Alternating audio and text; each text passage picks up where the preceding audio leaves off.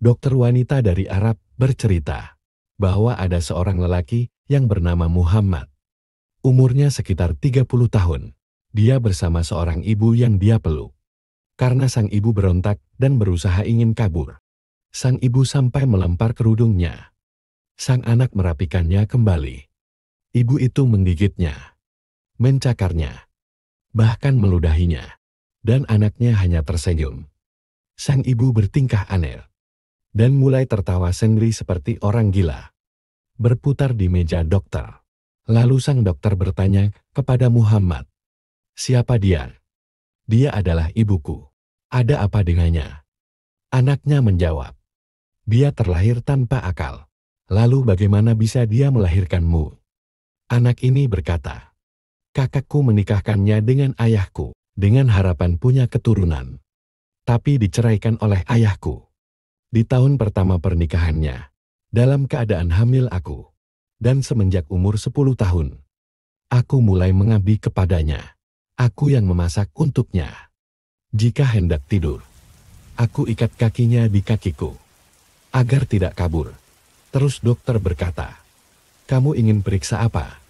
Anaknya berkata, "Ibuku ada gula dan darah tinggi." Sang ibu hanya tertawa dan berkata, "Aku ingin kentang." Dan diberi oleh sang anak. Seketika itu, diludahkan ke wajah anaknya sambil tertawa. Namun sang anak sabar dan membersihkan mukanya. Dokter bertanya, "Ini ibumu tak mengenalmu?" Anaknya berkata, "Iya. Beliau tak tahu kalau aku adalah anaknya. Tapi yang menciptakanku tahu bahwa dia adalah ibuku."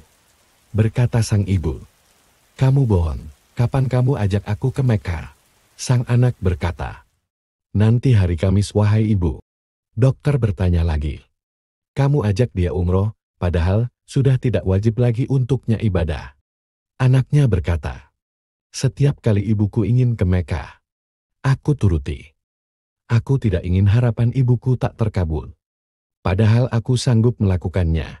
Setelah selesai diperiksa dan keluar, sang dokter mengunci pintu ruangannya dan mulai menangis terseduh-seduh. Dokter berkata, "Aku sering dengar kisah bakti kepada orang tua, tapi hari ini nyata di depanku." Bahkan ibunya sampai tak mengenalinya. Namun ia begitu sabar dan ikhlas melayaninya. Padahal bisa saja ia menitipkan ibunya di rumah sakit jiwa. Tapi dia lebih memilih untuk mengabdi di sampingnya, agar pintu surga tetap terbuka untuknya. Demikian kisah hebat pemuda ini. Semoga kita bisa lebih mencintai orang tua kita dan merawatnya dalam perawatan yang terbaik, dengan penuh keikhlasan. Wassalamualaikum warahmatullahi wabarakatuh.